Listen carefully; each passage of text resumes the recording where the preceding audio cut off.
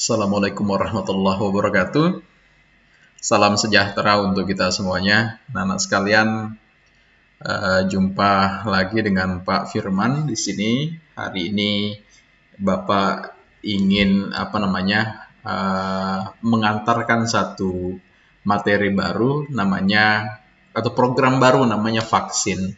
Jadi vaksin ini adalah akronim atau singkatan dari video asistensi siswa inspiratif.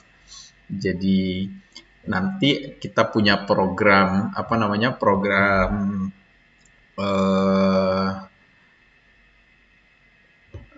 pendidikan moral begitu bersama dengan guru BK, dan video ini sebagai asistensinya begitu ya. Jadi mudah-mudahan ini bisa saling melengkapi apa yang diajarkan di BK, kemudian juga bisa diperkuat di sini. Nanti yang mengawal, jika ada program-program yang kami tawarkan di sini, nanti yang mengawal adalah guru BK, dan yang menjalankan tentu anak-anakku sekalian. Baik anak sekalian, pada kesempatan video vaksin yang pertama ini, izinkan Bapak menjelaskan materi tentang pentingnya adab atau moral, begitu. Pentingnya adab atau moral, anak sekalian. Jadi kenapa ini kita perlu bahas di awal?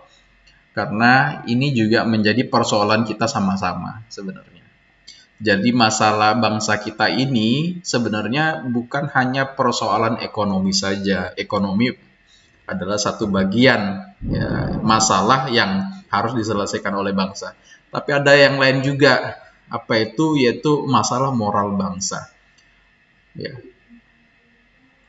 Kita sejak tahun 98 itu berharap bahwa tindakan korupsi benar-benar bisa kita hilangkan dari muka bumi Indonesia.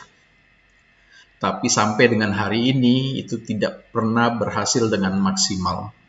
Begitu. Artinya bahwa kita sebenarnya cukup berhasil mendidik orang-orang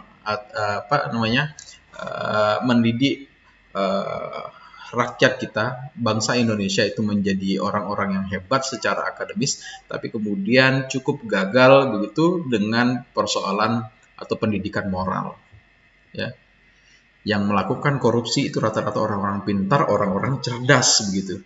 Ya, mereka sekolahnya tinggi-tinggi, akademiknya bagus-bagus, tapi kemudian moralnya bermasalah. Makanya kemudian kita ini dampaknya kemana-mana. Ya, negara kita tidak pernah benar-benar maju dan tidak pernah menjadi negara yang besar akibat orang-orang kita, ya, baik pejabatnya, termasuk juga kita rakyat di bawah, masih punya masalah dengan urusan moral ini. Baik, kita lanjut. Ini Bapak kutipkan saja di dalam kitab suci Al-Quran. Ya, di dalam Quran surah 62 ayat ke-5, seperti keledai yang memikul kitab di punggungnya. Ini adalah singgungan bagi orang-orang yang cuma mementingkan gelarnya saja, mementingkan pendidikan akademiknya saja, kelihatannya cerdas begitu, atau mungkin orang-orang yang cuma jago di omongan gitu, tapi tidak jago di praktek. Ya, mereka seperti keledai yang memikul kitab di punggungnya. Dia jalan seolah-olah orang hebat, tapi sebenarnya kitab itu tidak pernah berfungsi begitu. Karena cuma digendong saja, tapi tidak diimplementasikan. Buku-buku itu, ilmu pengetahuan itu tidak berfungsi karena hanya menjadi simbol kemewahan saja, gelar-gelar yang dibanggakan saja, tapi tidak punya dampak apapun ke masyarakat lingkungan kita. Dan kita tidak mau itu, anak-anak sekalian. Kita mau ilmu kita punya manfaat, kita punya ilmu dan juga punya adab. Kita punya ilmu tapi juga punya moral yang baik. Baik, apa yang membuat seseorang memiliki nilai tambah, begitu? Ya, jadi orang itu, kita bisa suka sama seseorang, ya, kita bisa menyenangi seseorang, itu biasanya ada dua faktor yang kita lihat. Pertama, faktor ekstrinsik, faktor dari luar, ada juga faktor intrinsik, faktor dari dalam. Ekstrinsik apa saja yang bisa kita lihat dari luar, misalnya ganteng, cantik, rapi, bersih, atau wangi, kita cium tubuhnya wangi gitu, pakaiannya bersih, wangi, kemudian terampil, kaya, mapan, kalau ngomong santun, ini semuanya faktor-faktor ekstrinsik dari luar.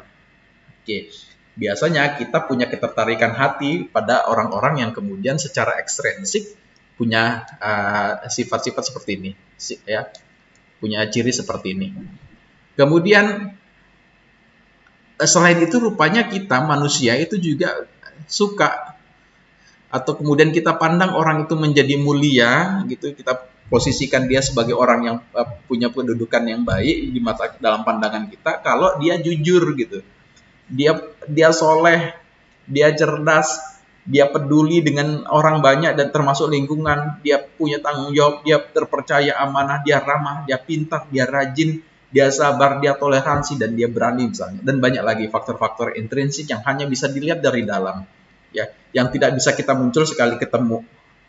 Kita harus bertemu berkali-kali baru kemudian kita bisa simpulkan orang itu adalah orang yang jujur, orang yang cerdas, orang yang peduli. Nah gitu. Jadi jangan khawatir kalau kita yang punya masalah dengan kegantengan atau kecantikan, tapi kita bisa selesaikan, tutupin kekurangannya itu dengan kebaikan di intrinsik kita. Karakter moral kita dibagusin. Ya. Jadi orang itu punya nilai tambah kalau dia secara fisik dia bagus, tapi kemudian kalau itu lemah, maka moralnya juga harus bagus gitu. Ya. Ya, moral juga punya kedudukan penting dalam dalam pandangan orang lain. Baik, apa itu moral pertanyaannya? Moral adalah perbuatan, tingkah laku atau ucapan seseorang dalam berinteraksi dengan manusia, dengan hewan dan lingkungan sekitar.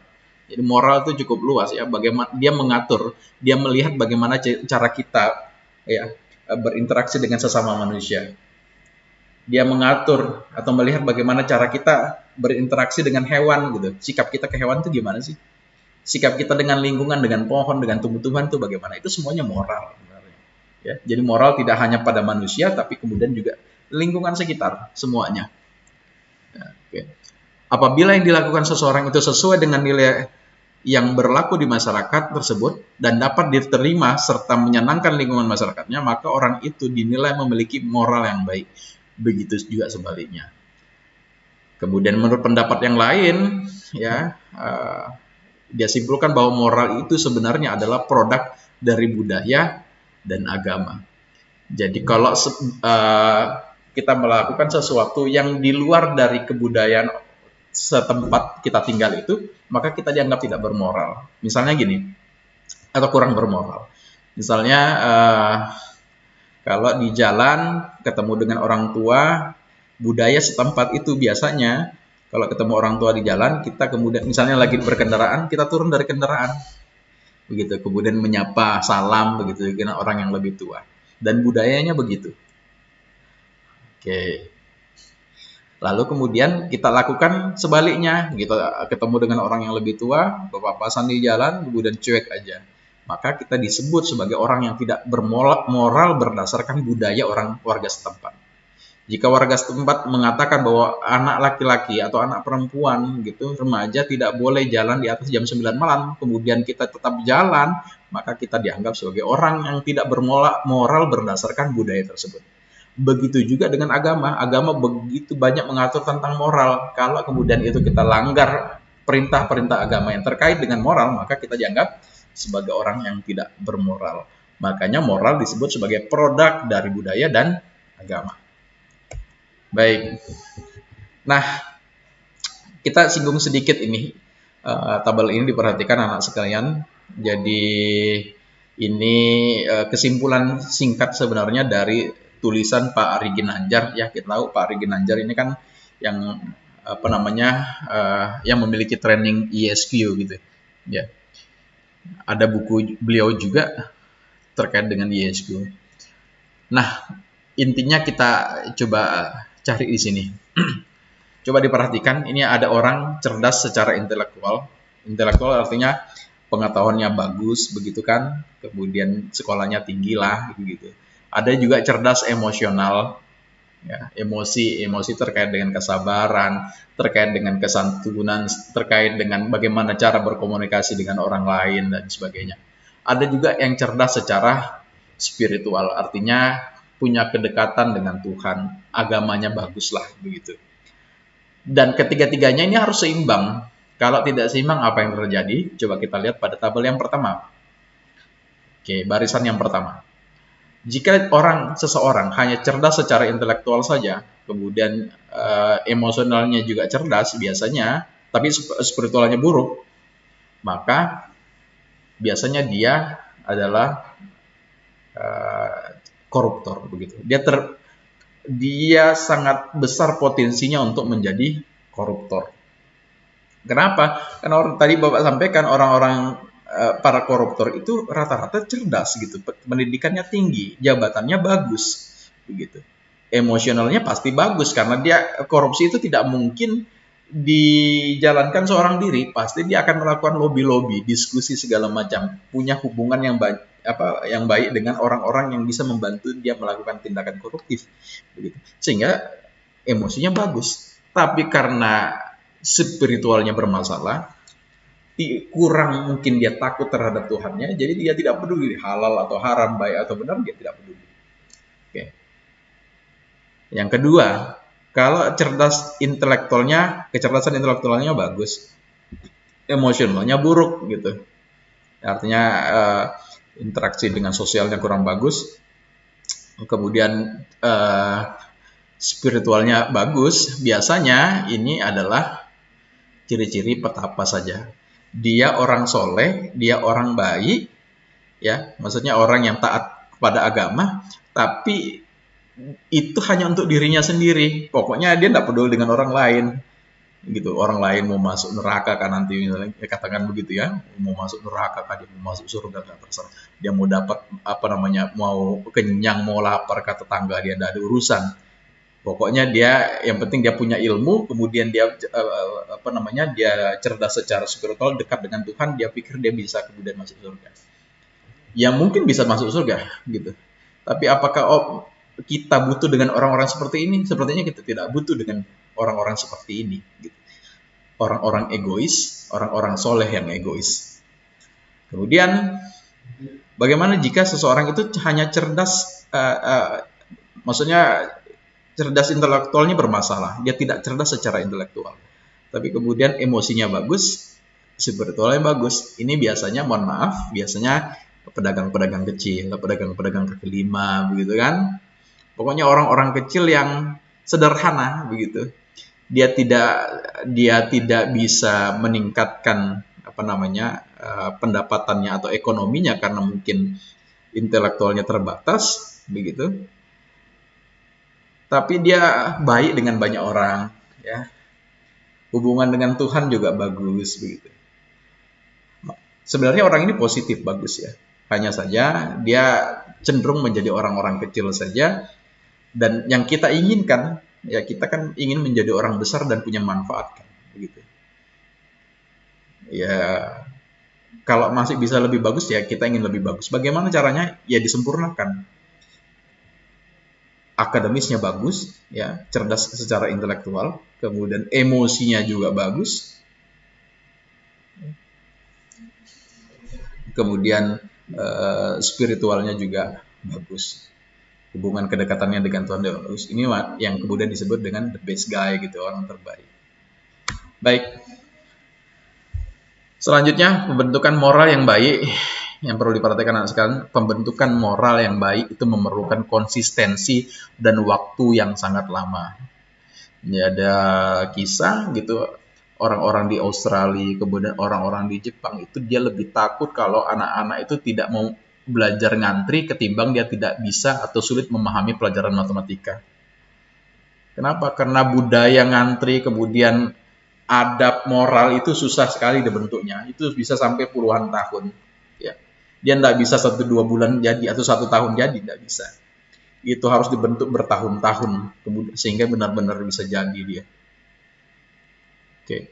Jika Anda atau anak-anak sekarang lemah dalam ilmu bahasa, matematika, atau berbagai ilmu pengetahuan lainnya, cukup dengan cara fokus dan konsisten belajar selama 3-12 bulan, maka kalian akan bisa menguasai ilmu tersebut. Apa buktinya? Buktinya ya kursus, training gitu. Coba dilihat, kita belajar bahasa Inggris mulai dari SD sampai dengan SMA, bahkan sampai perguruan tinggi juga tetap ada mata kuliah bahasa Inggris loh ya. Dan umumnya tetap nggak bisa bahasa Inggris. Begitu, padahal itu ditempuh bertahun-tahun. Kenapa bisa begitu? Ya karena tidak fokus gitu. Banyak yang ingin dikejar, kemudian tidak konsisten. Oke. Kalau di kursusan itu cukup ambil 3-6 bulan atau mungkin 1 tahun udah fase gitu. Jadi ada Bapak punya pengalaman temen kalau kita dulu di kampus ada liburan selama 3 bulan. 3 bulan dia drill dirinya sendiri untuk kursus bahasa Inggris. Selesai liburan kemudian bahasa Inggrisnya jadi sangat baik begitu, lancar sekali. Artinya mudah dipelajari ya. Kemudian beda dengan moral. Moral itu tidak bisa dibentuk dalam hitungan bulan, melainkan hitungan tahun, bahkan dalam waktu yang tak terbilang. Itu pun harus dilakukan secara konsisten atau terus-menerus. Nggak bisa stop-stop begitu. Jalan sebentar kemudian berhenti lagi. Nah, ini yang perlu diperhatikan anak sekalian. Bagaimana proses terbentuknya karakter. Nah, kita kan ingin karakter baik ya. Karakter itu sebenarnya artinya ciri. Ya, kita ingin dikenal atau dicirikan orang sebagai orang yang baik, memiliki karakter yang baik. Bagaimana caranya? Caranya adalah kalau kita melakukan moral atau nilai yang positif itu secara berulang-ulang, maka itu yang kemudian menjadi karakter. Kalau moralnya positif, dilakukan berulang-ulang, maka nanti karakternya positif. Kalau nilai atau moralnya negatif, dilakukan berkali-kali, maka karakternya menjadi negatif. Contoh misalnya gini, ada orang nggak jujur sama kita, 1 kali dia bohong. Kita mungkin belum mencap dia sebagai seorang pembohong. Tapi kemudian 2 kali dia bohong, 3 kali dia bohong, 4 kali dia bohong, dan seterusnya. Itu berkali-kali sehingga dia kemudian kita sebut sebagai karakter yang pembohong. Beda kalau misalnya kita berinteraksi dengan seseorang, kita kasihkan tugas, kita berikan dia kita sampaikan rahasia kita, kemudian dia jaga. Lain kali kemudian ketemu lagi, kita berikan amanah ke dia, berikan tugas, kemudian kita sampaikan perkataan-perkataan penting kita yang tidak boleh dibocorkan kepada orang lain, tapi dia amanah. Dan terus begitu berulang kali sehingga kita anggap bahwa orang itu adalah orang yang jujur atau orang yang amanah. Maka karakter itu adalah sesuatu yang dilakukan berulang kali sehingga disebut sebagai karakter. Baik atau buruk ya tergantung karakternya. Kalau buruk nilai atau moral buruk yang terus dilakukan bisa karakternya jadi buruk. Kalau moralnya selalu positif dilakukan berulang kali, maka karakternya menjadi positif. Baik. Selanjutnya anak-anak sekalian, nah karena tadi kata kuncinya adalah pembiasaan berulang kali, melakukan kebaikan berulang kali, maka coba kita perhatikan cara agar kita bisa melaksanakan ini dengan baik, bisa membentuk karakter kita dengan baik. Yang pertama adalah coba kita ingin bentuk diri kita menjadi memiliki karakter yang religius. Bagaimana caranya, yuk? Caranya yang terutama yang muslim ya, mau tidak mau sholat 5 waktu, standar sudah ini. Ya. Kemudian yang kedua, di antara 5 waktu tadi, kita coba minimal 3 waktu itu tepat waktu deh gitu. Ya terserah mau di antara 5 waktu itu cari yang kira-kira kita bisa 5 waktu. Syukur-syukur kalau 5-5-nya bisa tepat waktu begitu. Atau dilakukan berjamaah bagi yang laki-laki. Yang kedua, ayo kita biasakan minimal 1 kali per minggu kita sedekah. Sholat duha 1 kali per minggu. Ikutin kajian taklim full time 1 kali per minggu. Kalau tidak bisa hadir secara offline, online banyak. Ya, di YouTube banyak. Diikutin dari taklim awalnya sampai akhirnya. Ya. Kemudian yang keenam, baca Al-Quran, baca Iqra. Minimal 2 halaman lah per minggu. 2 halaman, 1 halaman kan 1 sisi ya. 2 halaman berarti 1 lembar, sisi kanan dan sisi depan dan sisi belakang. Cuma itu aja per minggu. Ayo dibiasakan ya. Kemudian yang kedua, karakter mandiri. Bagaimana caranya kita ingin memunculkan karakter mandiri? Ya. Yang pertama ayo kita mulai belajar untuk punya tabungan atau simpanan pribadi. Yang kedua, berani enggak? Ini Bapak nantang anak-anak sekalian, berani tidak?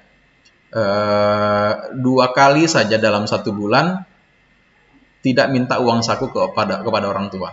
Kalau sekolah kita itu ada 20 hari, berarti paling enggak 18 hari boleh minta, 2 harinya jangan gitu. 2 harinya itu disubsidi dari 18 hari yang sudah diberikan sama orang tua. Ini minimal, syukur-syukur kalau bisa 50-50 gitu. Ada 20 hari belajar, 10 harinya tanpa uang saku, 10 hari sisanya baru kemudian minta uang saku. Tapi bukan dirapel ya. Ya mentang-mentang minta uang sakunya cuma 10 hari, kemudian nominalnya tetap bernominal 20 hari, sama aja bohong gitu. Ini kita sedang melatih diri kita biar jadi mandiri. Kemudian ayo coba membuat jadwal aktivitas harian. Ya, dibagi pembagian waktu untuk belajar mau berapa jam, mau main itu berapa jam. Ngobrol dengan orang tuh harus diagendakan gitu, mau berapa lama. Dan kita harus punya komitmen kuat untuk bisa menjalankannya atau mengikutinya. Kemudian harus sudah mulai cuci baju sendiri. Ya kalau perempuan rata-rata sebagian besar, ada juga sih yang enggak ya. Itu malas nyuci bajunya sendiri, ngandalin laundry atau ngandalin orang tua. Ya, padahal ini bisa dilakukan sendiri. Karakter yang ketiga, kerja keras atau menghargai prestasi. Sekolah pasti ada lomba, di luar sekolah juga banyak lomba. Coba ikutin, jangan sampai 1 tahun berlalu nggak pernah ikut lomba sedikit pun. Ini lomba itu sekalian, itu bisa melatih kita untuk bertanggung jawab, melatih kita untuk kompetitif gitu. Melatih kita untuk kemudian memanajemen, berpikir kritis bagaimana caranya memenangkan sebuah perlombaan. Banyak hal yang bisa didapatkan, karakter-karakter baik yang bisa muncul dari sekedar ikut 1 mata lomba. Ya. Keempat, jujur dan tanggung jawab. Bagaimana caranya? Kebiasaan apa yang harus dilakukan? Kalian harus punya komitmen tidak berkata bohong meskipun dalam canda. Ya. Kalau akhirnya berkata bohong, kemudian klarifikasi, maaf tadi bercanda saja saya sampaikan, itu nggak benar gitu. Sampai kalian kemudian lupa kapan terakhir kali bohong. Dan itu kalaupun kalian ingat, oh ya itu puluhan tahun yang lalu, atau oh itu belasan tahun yang lalu gitu. Ya. Kemudian yang kedua, tidak mengambil atau memakai yang bukan miliknya, baik berupa barang seperti pulpen. Ini kan paling sering nih, nggak ngomong tiba-tiba pakai pulpen temannya. Ketemu di lantai dipakai gitu, padahal bukan miliknya. Itu kan haram anak sekalian ya. Itu bukan milik Anda gitu. Itu tindakan curang. Tip X, sandal misalnya, nggak konfirmasi pakai aja sandal orang gitu. Sudah dipakai sandalnya, dibalikin nggak di tempatnya gitu. Ya. Buku tulis teman ya, tanpa mengawalinya dengan ucapan pinjam dengan baik. Pinjamnya juga harus ngomong dengan baik. Pastikan yang dipinjam itu merasa ikhlas. Kalau tidak ikhlas, kelihatan dia tidak suka, ya jangan dipakai begitu. Tapi juga jangan mutung sama dia. Oh ini pelit banget gitu. Nggak juga begitu gitu ya. Bagaimana caranya biar nggak pinjam? Ya punya gitu. Ditabung. Tadi kan diminta untuk punya simpanan pribadi. Ya sudah, dari simpanan itu dibelanjakan untuk kepentingan belajarnya. Kemudian tidak membocorkan rahasia teman. Nah, ini juga sering terjadi nih. Coba biasakan kalau ada teman yang berlaku buruk misalnya, jangan diceritakan ke teman yang lain. Ini tidak jadi solusi sama sekali, kecuali cuma jadi permusuhan saja.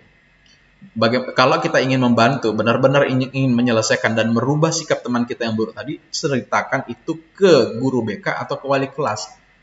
Ini baru jadi solusi, karena wali kelas atau guru BK ini pasti langsung melakukan sebuah tindakan perbaikan, bukan hukuman ya, tindakan perbaikan.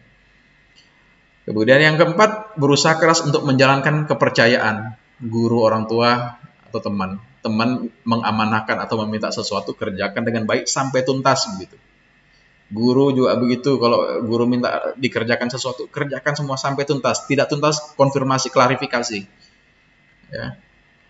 Kemudian program selanjutnya untuk membentuk karakter toleransi, gimana caranya? Ya pasti harus saling menghormati perbedaan agama, suku dan ras. Ya. Bahkan kita harus punya sikap benci terhadap sikap kelompok yang melakukan bullying. Ya, yang dibenci itu sikapnya ya, bukan orangnya ya, bukan kelompoknya.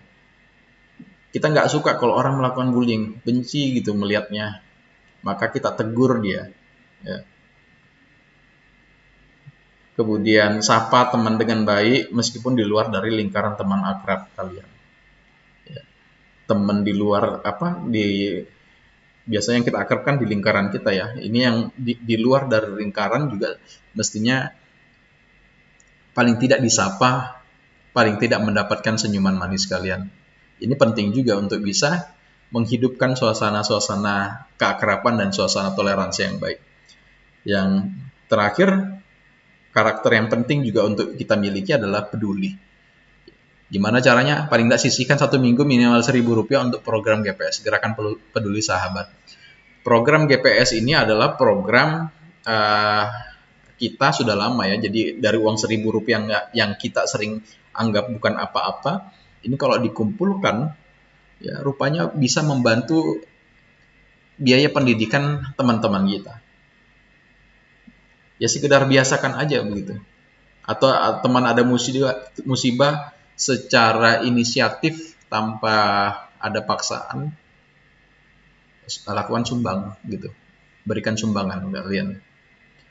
Memegang atau mengantongi sampah kecil di saku baju atau celana jika belum menemukan tempat sampah. Ini penting juga nih. Ini Bapak seringkali menemukan habis minum, ditinggal saja botolnya di situ. Di mana dia makan, di mana dia minum, di situ ada sampahnya. Mohon maaf, ini kan mirip kayak, mohon maaf ya, binatang ya. Binatang itu kan kayak gitu. Jadi makan di situ, kadang dia tinggalkan bekas makanannya di situ, bahkan kotorannya dia tinggalkan di situ. Ya, ayam gitu, dia makan gitu, diberikan makan, habis dia makan, dia buang kotorannya di situ. Lalu apa bedanya? Sementara yang kita inginkan adalah anak-anak atau orang-orang yang punya adab gitu. Itu tidak beradab. Kalau kita punya makanan, permen misalnya atau snack, sisanya plastiknya kantongin. Nanti dapat tempat sampah baru dibuang. Kalau besar, misalnya kotak makan atau misalnya botol, ya udah dipegang aja dulu sampai ketemu tempat sampah baru kemudian dibuang gitu. Jadi jangan membuang sembarangan ya. Kemudian membudayakan lihat sampah ambil, sensitif, sampah ambil, lihat sampah ambil, buang, sampah ambil, buang. Nggak usah menggerutu ini siapa yang buang sampahnya, sudah ambil sampah buang. Kalau semua sikap begitu, insya Allah lingkungan kita jadi baik, moral kita semua jadi bagus. Yang terakhir, membantu meringankan tugas pokok orang tua di rumah. Ya sensitif, peduli gitu loh. Orang tua itu udah capek ya, bangun subuh misalnya. Sudah yang difikirkan, ada yang harus memikirkan bagaimana ekonomi bisa jalan, bagaimana hari itu anak-anaknya semuanya bisa makan. Yang mau sekolah bisa sekolah dengan tenang, diantar dulu. Apa susahnya kita pulang sekolah, kemudian bantu meringankan pekerjaannya lagi. Ya sekedar nyapu, ya sekedar cuci piring, ya sekedar apalah gitu, mijat-mijat orang tua. Ya, intinya meringankan tugas pokoknya. Tugas pokoknya kan umumnya ya bersih rumah kan, itu tugas pokok, cuci piring misalnya. Barangkali itu anak-anak sekalian, proyek-proyek kebaikan yang bisa kita lakukan ya. Kalau ini kita biasakan dengan baik, maka karakter kita juga akan menjadi baik. Ini dulu yang bisa kami sampaikan pada kesempatan video vaksin yang pertama ini. Mudah-mudahan ini punya manfaat dan bisa kita implementasikan, bisa benar-benar kita kerjakan. Seperti tadi yang Bapak singgung di awal, kalau ini tidak kita kerjakan, ya seperti unta yang mengangkut kitab di punggungnya saja. Jadi kitab itu dia bawa kemana-mana, ilmu itu dia bawa kemana-mana, gelar itu dia bawa kemana-mana, begitu. Tapi tidak memberikan dampak sedikit pun pada dirinya. Demikian anak-anak sekalian, terima kasih. Bapak akhiri, Assalamualaikum warahmatullahi wabarakatuh. Salam sejahtera. Terima kasih.